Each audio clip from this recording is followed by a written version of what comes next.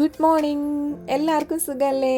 ദാ ഈ പൂവ് ആരെങ്കിലുമൊക്കെ കണ്ടിട്ടുണ്ടോ? മിക്കവരും കണ്ടിട്ടുണ്ടാവും. ഇതിനെ നമ്മുടെ നാട്ടിൽ വിളിക്കുന്നത് മെയ് മാസ പൂ എന്നാട്ടോ. ഇതിന് ഈ പേര് വരാൻ തന്നെ കാരണം ഇത് മെയ് മാസത്തിൽ പൂക്കുന്നത് കൊണ്ടാണ്. ഇപ്പം ഈ ചെടിക്ക് ഒട്ടും അനുസരണയില്ല. കാരണം ഇത് ഫെബ്രുവരിയിലാണ് ഉണ്ടായിരിക്കണേ. ചില സമയങ്ങളിൽ ജനുവരിയിൽ, ഫെബ്രുവരിയിൽ, മാർച്ചിലൊക്കെ ഇതിനെ കാണാറുണ്ട്. കാര്യങ്ങളൊക്കെ മെയ് മാസപ്പൂവിന്റെ തോന്നിവാസത്തിനായത് കുറച്ച് 2 വർഷങ്ങളൊക്കെ ആയിട്ടുള്ളൂ. അതിന് മുന്നേ കറക്റ്റ് മെയ് മാസത്തിൽ മാത്രമേ ഇത് പൂക്കുള്ളൂ കേട്ടോ. ഗാർഡനൊക്കെ ഒന്ന് ചുറ്റിക്കറങ്ങി വന്നപ്പോഴേക്കും ദേ കിടക്കണ ഗാർഡനിൽ ഒരു ചക്ക തനിയെ ഞെട്ടറ്റ് വീണ് കിടക്കണം കേട്ടോ. ചക്ക ഒരു ചെറിയ ചക്കയാണ്. ഇടിയൻ ചക്കയാണോ അതോ പാകായ ചക്കയാണോ എന്നൊക്കെ ഒന്ന് മുറിച്ച് നോക്കിയിട്ട് വേണം.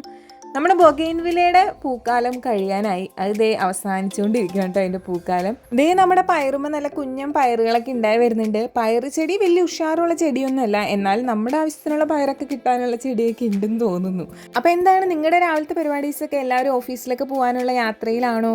എല്ലാവർക്കും ഹാവ് എ നൈസ് ഡേ.